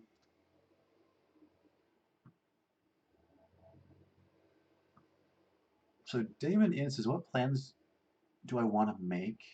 I do you mean like with the game itself? Like what do we plan on doing with the game? Is that what you mean? Uh, Human Bond says, I was just assuming that was my laptop fan. No, I think my neighbor's actually outside doing lawn work. So yeah, hopefully me shutting that window has helped out with that sound a little bit. So Dr. Kegel says, will the animation change depending upon effect? Ice has a slow effect. Fire is even more animated. Poison drips down. Um, that's a good suggestion. And right now, no. Right now, they just use the one particle effect, and they change color based upon the effect.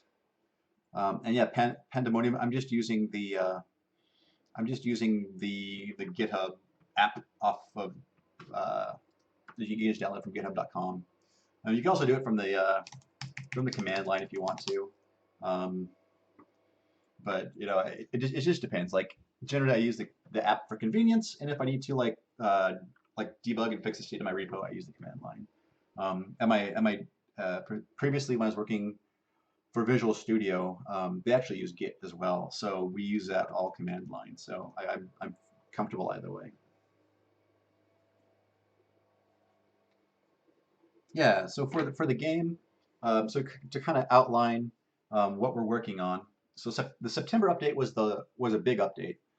Before that, we hadn't updated in a year, and we'd taken a year off because my wife and I got pregnant. We had our first child, and that was amazing. And I focused all my attention on that. Um, and now we're trying to push out a November update. I think we'll make it. We'd committed to doing particle effects and UI updates. And I kind of got on a tangent by fixing the bow stuff, so that may delay it a little bit. Hopefully, folks can forgive me. I'm still gonna try to get it up get it out before November is over, but we'll see. Um, I just want to make sure that the stuff we're doing is quality and that it looks and plays good. So if the deadline or if the dates slip a little, hopefully you can find it in your heart to forgive me. Hopefully the streams help you see what I'm working on and let you see that there is value to that. So that I'm not just like goofing off. So I do take this seriously, even though I do this only in my free time. I do treat it like a job. So I try to be professional and I try to do my best work. Like also keeping in mind that I also have to we're a two-man shop, so we have to be efficient and we have to move quickly. It's all a balancing act.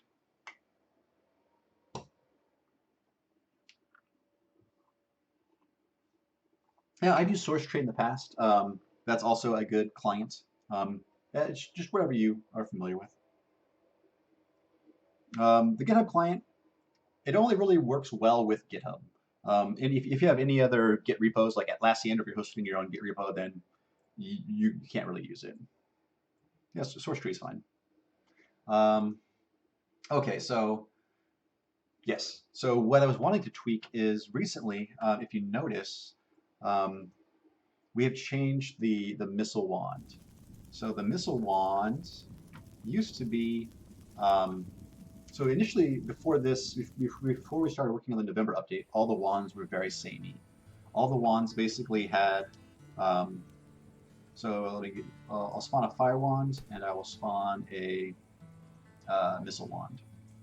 Um, so not only was the art kind of samey, um, the basically they all behaved the same way. So they all had like this. They all had they shot an orb of whatever that is, and they exploded, and they were just different colors. But now with the missile wand, it still shoots an orb, but this one is an auto fire. Has a very high repeat rate. It does lower damage, but it has a high number of charges. So we're trying to differentiate that a little bit. But if you notice, the magic effect used to be green, and for my magic bow, um, the effect still is green. Joshua, hit the right button. There we go.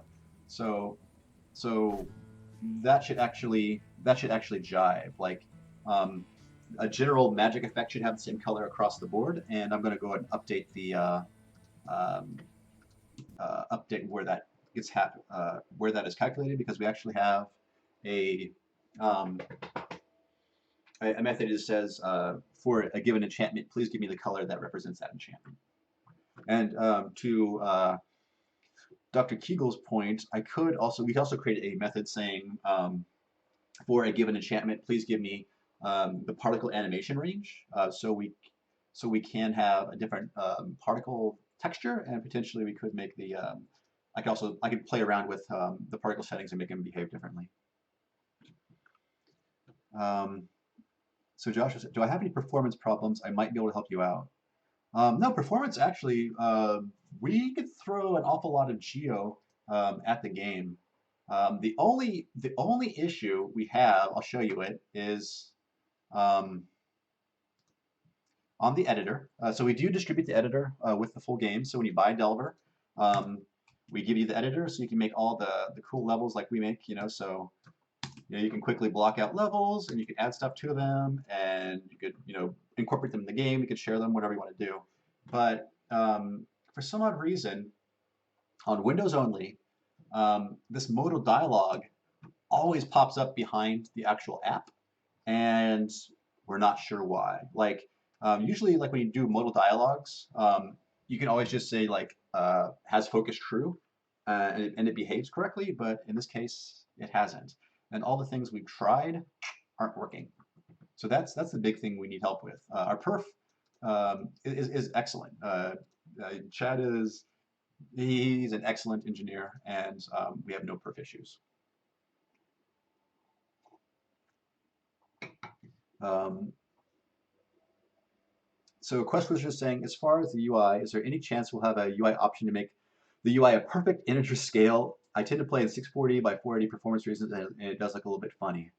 Yeah, um, like in my heart, like I would want to have a perfect pixel ratio across the board, but I've had to be a little bit flexible on that. What you can do is I'm pretty sure you can if you look at your save file, there should be a player preps in there, and I think the UI size is just a float. So you can actually change that. You can play with that number to actually get the correct size for the res you play in. Um, yeah, because I think he's talking about. So if you do something like desktop and you hit play, and um, if you scale down the window, it just pardon me, the UI doesn't always behave like you'd want it to. Like sometimes I lost it. So if you make it really small, like I don't know, I'm trying to approximate what 640 by 480 would look like, but you get these weird um, UI things. You can go into options and you can play with the UI size, like you can really drop it down. Um, and sometimes that helps, sometimes that doesn't. Um, but like I said, like you can also manually tweak that if you want. Um, but yeah, I think generally 100% is what we. Oh no! Whoa! I will never get 100 again. Oh man, is this gonna bother me? What have you done? Um, oh no. Okay. Come on. Down. Up. Down. Whatever. Okay.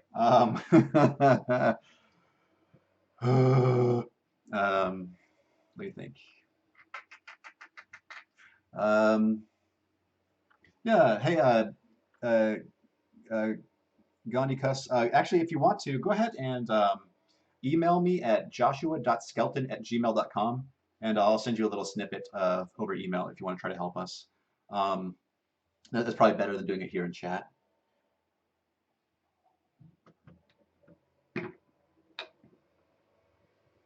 I cannot change the slider of the keyboard. I was trying to do that, and um, yeah, yeah, no. I do. So on our GitHub repo, I keep a track of all the issues that people post in the Steam forums.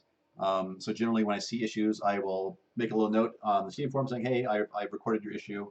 So we have a big list of issues that are broken and issues that people don't like. And also, if I find stuff that I don't care for either, I will also add it onto our issues. And those issues get organized into milestones, and we kind of prioritize them appropriately.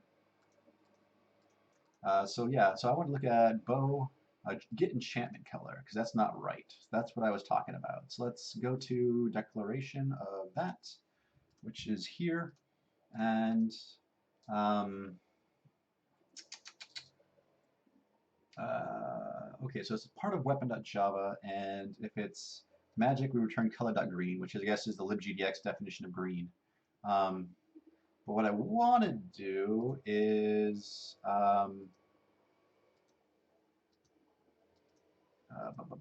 let's look at the magic missile projectile. I think it's purple.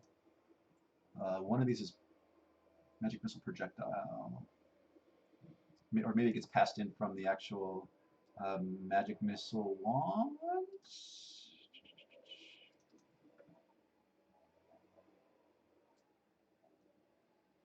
So also it looks like it's defined here too. So wand is a weapon and the color, huh? So let me see. Are we actually using get color or are we using get enchantment color? So it looks like we're not even using it. Are we using get, maybe using get enchantment color? Weird.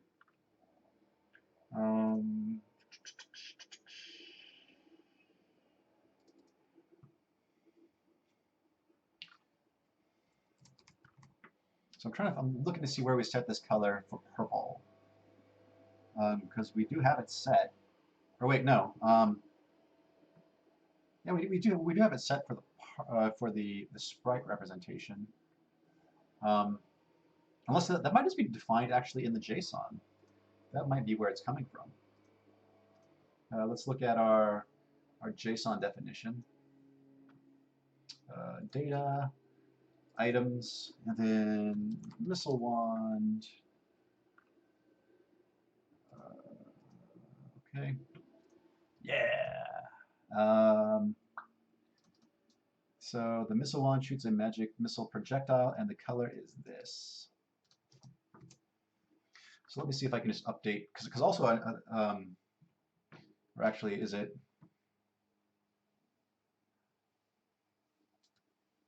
Yeah, let me just go ahead and fix that, or at least update it. So, um,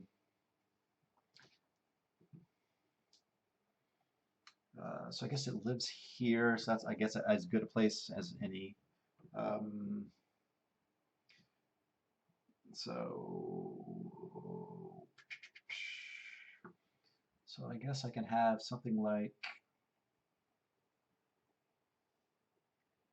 Let me see. Just to get things rolling, I'm not going to worry too much. I'm going to do a private static color magic enchantment color equals new color. And the color should be, let me just paste that, but it's not correct.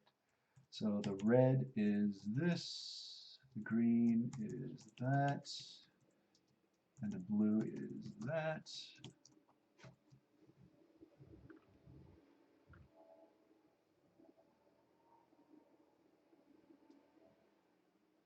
And of course, you want a alpha value, so a full alpha of 1. So cool. So we have this magic enchantment color.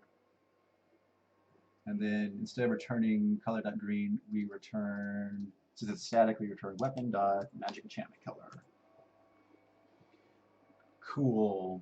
So this should, let's see if this should fix both the bow and the missile wand.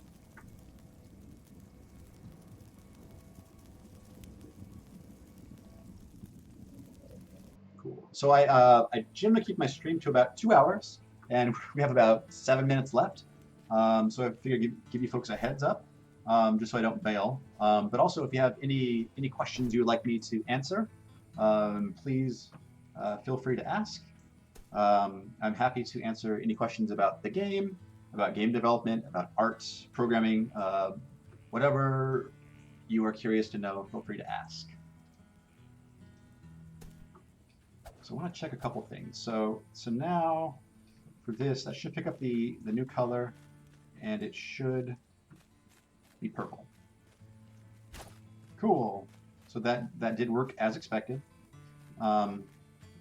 If I spawn in an enemy, when I hit him, it should. So it's still, that hit is still giving off green, so it's not quite correct. So that also means that this will also probably do the same thing. So I need to figure out why the hit effect on enemies is pulling from that.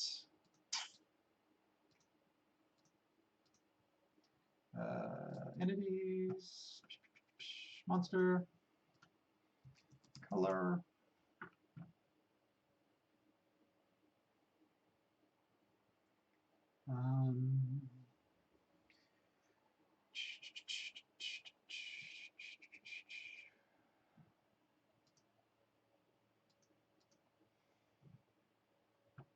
Basically, on hit, we do like a little spell effect, and I'm curious where that color is coming from.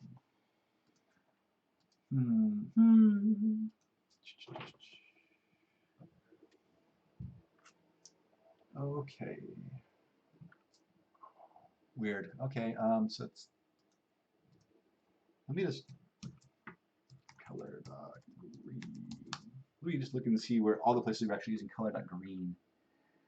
So entities, actor. Oh, get hit effect. Okay, yeah. So it looks like we're doing these hit effects all over the place. So this might be a bigger change than I have the time to do in the last 5 minutes because ideally we'd have one place that we could call to say, please give me the color for this effect, and it would give back the correct color. Right now it looks like we're kind of doing it piecemeal. So yeah. Let me think. Let me just play let me just play out Delaware for like the last few minutes, um, just so folks have a better idea. If you came in midstream and haven't seen me play it yet, let's just play Delver, have some fun, and see if things are working like we expect. Also, um, another thing that did get that got pulled in with my changes that I'm pretty excited about is the new loot drop system. So initially, loot dropped as a kind of like a fixed series of percentages. So let's put that candle in my offhand so I have a little bit more light to work with. So for example, like armor always had a 20% chance to drop. Melee weapons always had a 14% chance to drop. Bows had a 3% chance to drop. Arrows had a 3% chance to drop. And so as you might imagine, trying to be a ranged character is very hard because you had a very small chance of actually getting the equipment you needed. So I changed how the drops work to be based on your stats. So as you level up, your stats influence what your loot drops will look like. So if you invest more stat points into, say, attack, you will start getting more melee weapons. If you invest more stat points into magic, you will start seeing more scrolls and wands. Now it isn't I mean it's still fairly subtle, so you shouldn't see like it shouldn't totally like block you from getting those other items, but it should start to weight the generation a little bit, so you can actually play as the particular type of character you want. So I guess something died and I got to level up, so that's cool. Let's go ahead and add it to. So if I add it to magic, I'll get more wands and scrolls. If I add it to attack, I'll get more melee weapons. And if I add it to health, I get more food. So let's add it to health. It used to be that health was the dominant strategy. Like if whenever you got a level up, you always chose health, simply because I mean that's how you lived longer, right? But now it kind of balances out a little bit because the more points you invest into health, the more likely you're to get food, and the less likely you're to get other things you may want. So hopefully that helps encourage folks to balance things out. We really haven't broadcast this change yet, so I'm kind of curious how people will think of it. A new thing for this update too is these item statuses. So this is a quick iron sword of the arcane, which is pretty fancy. We call it out with different coloring. We've always kind of had this, but we've done a little pass on this to make it a little bit better. So this should, yeah. So this is a magic sword, which is cool. Does a little bit more damage. I'm just exploring here, trying to find the way down to the next level. Okay. Oh, so let me see if I can make this guy go up a trap. Excellent. I got an arrow drop. That's cool. Oh, well, Also with the melee weapons, you can. So if you tap, you get a quick attack, and if you hold down, you get a heavier attack. And this affects how much damage is dealt. But obviously one is faster and one is slower, so it just depends on what kind of hit you feel like you need at any given time.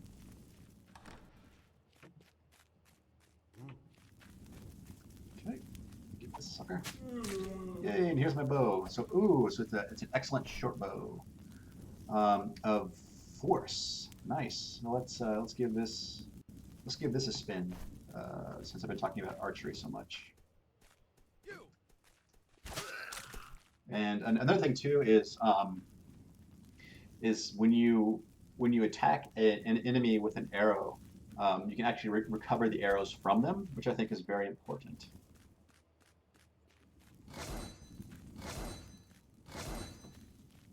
But do I have 11? Did I get more arrows than I put into him? Let me double check that. So still not getting the stats I want. But let me drop defense. This will. So the enemies seem to be dropping one more arrow than they were given, which is interesting. So there's one arrow. Huh. Strange.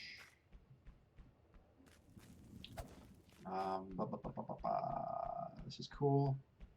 Um, all right, so it is 2 o'clock. Let me look at chat, and then I'll say my goodbyes. Um, I believe force does equal knockback. Um, let me just close that out. Let me look down here in the again. Let's see, if you look at the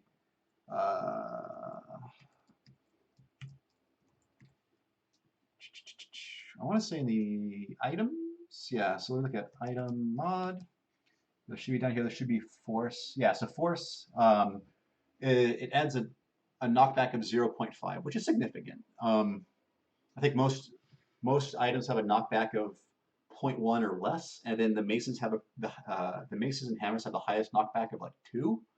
So this does add a significant amount of knockback to um, pardon me the item, and the new bows should honor that.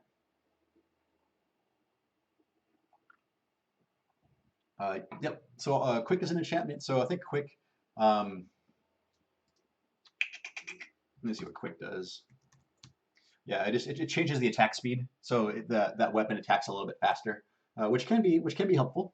Some folks prefer quick weapons, some folks don't, so that's cool. So Kirby says, now that you talk about those changes that may change the way the game plays, I'm kind of reminded of all the people who don't follow the development or read patch notes separately. So this kind of update could be cool to see the patch notes added in the starting areas as a book or something. Maybe. But some of these changes, like I think the way the loot spawning drops work should be so subtle that I'm not even sure if people will notice it. Hopefully it's a subliminal thing that um, you choose the stats that are interesting to you, and then we kind of behind the scenes kind of give you um, ever so slightly more items to support that play style. So hopefully people who are observant notice it, but hopefully you don't have to notice them. You don't have to gain it. All right, it has been a couple hours. I really thank everybody who stopped by to hang out with me while I work. Hopefully it has been interesting, maybe educational, maybe fun. Um, I really, really appreciate you guys' support every week. I look forward to Sunday because of this. It's my favorite day of the week now. Um, so if you want to, I guess this is my regular development stream, which happens every Sunday at noon Pacific time. Occasionally, I will do bonus development streams, which happen whenever I have free time. So that generally coincides with whenever my son is asleep, and that is usually the evenings. Those come up at the last minute. So if you follow me on Twitter or on Twitch, that's the best way to know about them. You can follow me on Twitter at Joshua Skelly. You can follow me on Twitch because you're on my page right now. But I'm Joshua Skelly also on Twitch to make life easy. I also archive all of these videos out to YouTube. So if you want to see older stuff, or if you are worried about missing stuff, don't worry, I archive all my stuff. So again, thank you for your support, and I will see you guys next Sunday.